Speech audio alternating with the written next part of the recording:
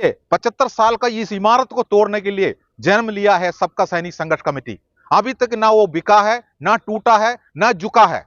खरीदने के लिए बहुत लोग इधर आए थे, बहुत लॉलीपॉप भी हमको भी दिखाया था, और हमारा बिकने ना बिक रहा है तो हमारा पीछे वो पड़ गया। वो हमारा टांग खींचने के लोगों को लगाया, धमकी शुरू कर दी, बोला तुम्हारा पेंशन बंद कर देंगे, तुम्हारा गांव में नहीं जाएंगे, तुम्हें ऐसे केस में फंसा देंगे, तुम केरल से दिल्ली में 1 महीने में 4 बार तुम कोर्ट में अटेंड करने के लिए आएंगे तारीख, तुम बर्बाद हो। किसी भी देश का सेना सबसे महत्वपूर्ण होता है, उन्हीं से देश चलता है, वो चाहे सरकार को गिरा सकता है। इस आंदोलन एक ऐतिहासिक आंदोलन है, इसका नेतृत्व जेसीओ जवान करता है। हमारा 3 कैटेगरी का सेना दल होता है और हमारा जेसीओ जवान मिलके यहाँ पर कर रहा है, हमारा अफसर को अलग करके रखा है। वैसे हमारा अफसरों का साथ में हमारा नहीं चाहिए अधिकारी, हमने मंच और माइक अपना हाथ में लिया है और हम संभाला है, वहां आज उसी को अपना हाथ में रखा है और सरकार को जगाने की कोशिश किया। सरकार तो जग गई बुरी तरह। सर धरना को इतने दिन हो गए हैं लेकिन अभी तक आप लोगों का मांग पूरा नहीं हुआ है।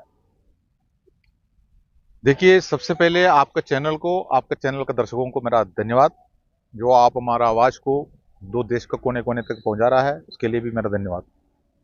जो 390 दिन हो चुका है आज हमारा, मतलब 13 महीना पूर्ण हो चुका है। आज 13 महीना पूर्ण हो चुका है हमारा आंदोलन का। 1 साल 25 दिन। तो अभी हमारा जो ये 13 महीने के अंदर आपने देखा है, संवैधानिक तरीके से हमारा आंदोलन गया है। ये एक संदेश था हमारे देश में, तो आंदोलन कैसे करता है, हम सिखा दिया देश को, लेकिन उसमें से पॉजिटिव और नेगेटिव दोनों उसके ऊपर होता है। वो तो हमने जो सोचता है, जो मांगा है, वो पूर्ण होंगे करके नहीं सोचना चाहिए आंदोलन में आते टाइम पर, और सरकार ये पूरा हमको देंगे करके नहीं सोचना चाहिए। और हमारा बीच में भी कई लोग रहता है, विरोध प्रदर्शन भी करना है, हमने विरोध प्रदर्शन करता है तो हमारा टांग खींचने में भी एक टीम लग जाता है। वो टांग खींचने वाला कौन हो सकता है? वो सरकार का हो सकता है और सरकार का वफादार हो सकता है, नहीं तो फिर हमारा सरकार को चलाने वाला हमारा बहुत वरिष्ठ अधिकारी रहता है, वो कुछ लॉलीपॉप दे के किसी को जो किसी काम के लिए उकसाता है, ये भी हो सकता है। जब तक विरोध दल नहीं होता है फिर आंदोलन में भी मजा नहीं आता है। तो विरोध दल रहता है तो आंदोलन करने वाला को एनर्जी मिलता है, वो अपना जीत तक पहुंचने के लिए कोशिश कर रहा है। तो 1 महीने में हो जाएंगे, 300 दिन में हो जाएंगे, 100 दिन में हो जाएंगे, यही सोच सोच के हम लोग आगे बढ़ रहा था। लेकिन आज वो 390 दिन हो चुका है, अभी भी कितना दिन लगेंगे पता नहीं है। एक बात ये भी है, हमारा इस आंदोलन एक ऐतिहासिक आंदोलन है, इसका नेतृत्व जेसीओ जवान करता है। हमारा जो सेना के अंदर, आप चैनल को पता होना चाहिए, हमारा जो जेसीओ जवान अफसर 3 कैटेगरी का सेना दल होता है और हमारा जेसीओ जवान मिलके यहाँ पर कर रहा है, हमारा अफसर को अलग करके रखा है। वैसे हमारा अफसरों का साथ में हमारा आंदोलन चलते थे। पहले बार 390 दिन से इसी आंदोलन पे एक भी अफसर ना हमारा मंच पे आया, ना भाषण दिया, जो कि हमने उनको टोटली आउट ऑफ बाउंड किया हुआ है। हमें नहीं चाहिए अधिकारी, हमने मंच और माइक अपना हाथ में लिया है और हम संभाला है, वहां आज उसी को अपना हाथ में रखा है और सरकार को जगाने की कोशिश किया। सरकार तो जग गई बुरी तरह, जो कि सरकार को पता है इनका, देखो 144 धारा लगने के बावजूद भी, इसी के अंदर किसी को आने का अनुमति ना होते हुए भी, हमारे वो साथ में तानाशाही करके हमें तोड़ने का कोशिश करते हुए भी, हम आज भी हमारा बैनर लगाया हुआ है। तो इस बैनर लगाने के लिए भी गवर्नमेंट से हमको आदेश मिलता है, जो कि पुलिस प्रशासन उनको बोलता है ये तानाशाही करके अंदर जा रहा है, तो वो बोलता है ठीक है जाने दो, उसको लगने दो। तो इसका मतलब यही होता है, संवैधानिक तरीका से हमने आंदोलन किया है। सरकार को भी पता है इनके साथ में विसंगति हुआ है और सरकार का पास ताकत कम है। वो इसलिए ताकत कम है, आपको बता रहा हूं, किसी भी देश का सेना सबसे महत्वपूर्ण होता है, उन्हीं से देश चलता है, वो चाहे सरकार को गिरा सकता है। जो सरकार सोचता है कल सुबह, अगर आज सेना अगर सोच लिया, आज रात में अगर सेना सोच लिया, कल सुबह अपना प्रधानमंत्री अपना इस्तीफा, मतलब कैबिनेट असमर्थ है करके राष्ट्रपति के पास जाके अपना इस्तीफा देके राष्ट्रपति शासन तक आ सकता देश को बचाने के लिए, ऐसा ना हो जाए ये सोच के सरकार टाइम को ऊपर टाइम दे रहा है, बातचीत का रास्ता निकाल रहा है। लेकिन जब वो बातचीत का रास्ता निकालेंगे, जो हमसे बात करने के लिए उन्होंने सब कोशिश करके हमें बातचीत का टेबल पे बुलाने वाला बात आ जाता है, तो हमारा लीडर, बड़ा अधिकारी, बहुत मतलब बहुत चालाकी अधिकारी, तुरंत हमारा जो जयचंदों को मैसेज देता है, वो क्या करेंगे, जंतर मंतर का वही बात लेकर, ओआरओपी का विसंगति, एमएसपी का विसंगति, गुलामी गुलामी सब लेके वो मेरठ में आंदोलन रखेंगे। अब वो मेरठ में आंदोलन रख दिया, मांग यही है, बैनर यही है, तो फिर सरकार के सामने जाके बोलता है जो हमारा देशीय संगठन का जो नेता, साहब आप देखिए बातचीत के लिए हम भी तैयार कर रहा था पूरा टेबल, आप देखो वो मेरठ में यही मांग लेके वहां पर ये दोनों एक नहीं हो रहा है, हम बातचीत करता हूं, इनको दोनों को एक कर देता हूं बस। तो सरकार सोचता है बात सही है, हमारा टेबल में दो टीम आकर ना बैठे, एक ही टीम बैठे, मांग एक ही है तो एक ही टीम को ले लेता हूं। तो वहां पर वो स्टॉप हो गया। उसके बाद हमें बुलाता नहीं है करके हम यहां से चिल्लाता रहता है, वो लोग हमारा टांग खींचते रहता है, उसके बाद शांत हो जाता है। फिर जंतर मंतर का टीम ने दूसरा एक कॉल निकाल देंगे, जैसे मान लो संसद घेराव निकाल दिया मान लो, बस। अब उस टाइम पर ये षड्यंत्र महावीरांगना महासंघ करके एक संगठन बना देता है, अफसरों का संगठन सब मिलके, और बोला हमने न्याय यात्रा निकालता हूं फलाना जगह से फलाना जगह पर। अब फिर वही मैं पहले बताया वो ड्रिल, अब ना रेल रोको निकाल देंगे, उसके लिए मेमोरेंडम देता हम सरकार को, ऐसा नहीं है हम चुपचाप करते हो, पहले मेमोरेंडम देता है, हम इसका एडवर्टाइजमेंट करता है, जो जंतर मंतर से सबको पता भी चलता है हमने क्या करने जा रहा है।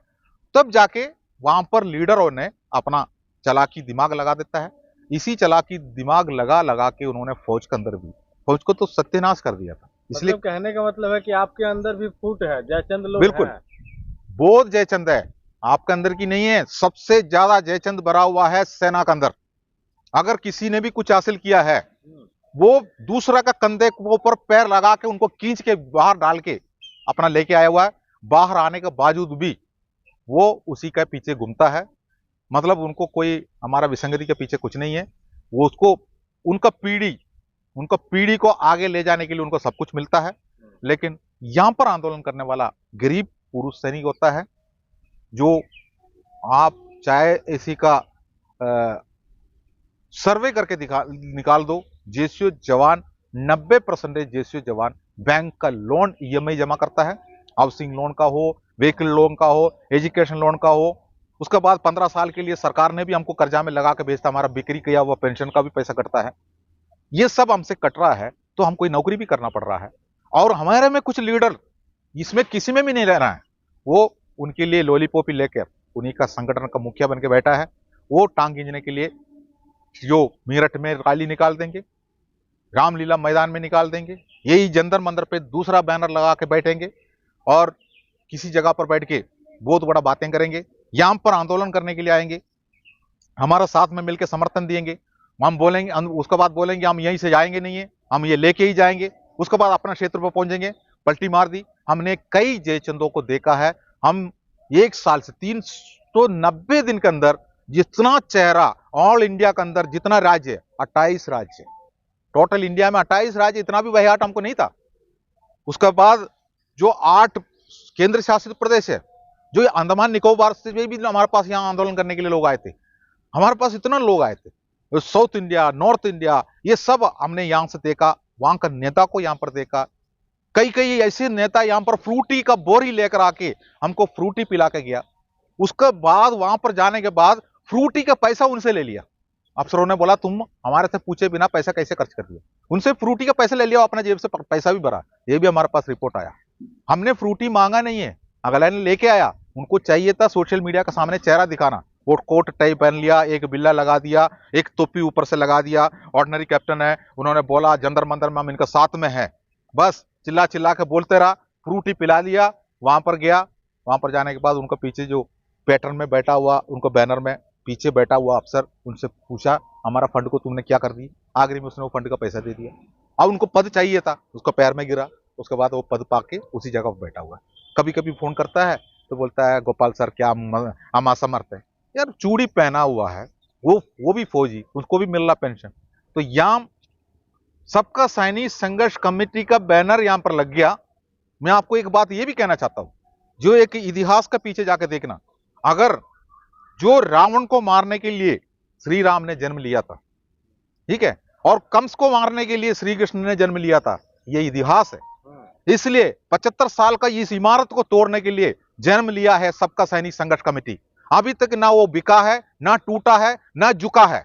खरीदने के लिए बहुत लोग इधर आए थे, बहुत लॉलीपॉप हमको भी दिखाया था, लेकिन हम नहीं बिका है। और हमारा बिकने ना बिक रहा है तो हमारा पीछे वो पड़ गया, वो हमारा टांग खींचने के लोगों को लगाया, धमकी शुरू कर दी, बोला तुम्हारा पेंशन बंद कर देंगे, तुम्हारा गांव में नहीं जाएंगे, तुम्हें ऐसे केस में फंसा देंगे, तुम केरल से दिल्ली में 1 महीने में 4 बार तुम कोर्ट में अटेंड करने के लिए आएंगे तारीख, तुम बर्बाद हो जाएंगे। ये तक हमको मिला था। हमें ये भी बोला है यार तुम तो जो पूर्व सैनिकों का वेलफेयर के लिए काम कर रहा है यार, ये तो संगठन हमारा देश में भी रहता है, हमारा राज्य में भी रहता है, वहां भी तुम्हें एक पद दे देता हूं, तुम वहां पर रह के उनका साथ में ऐश करो यार, अयाशी करो यार, फैमिली के साथ अयाशी करो, तुम्हें क्या दिक्कत है। ये भी हमने सुना, लेकिन अब टूटेगा नहीं है। जो कि ये टांग खींचने वाला ये 1 साल से हमने सीखा है, ठीक है, 1 साल से हमने सीखा है।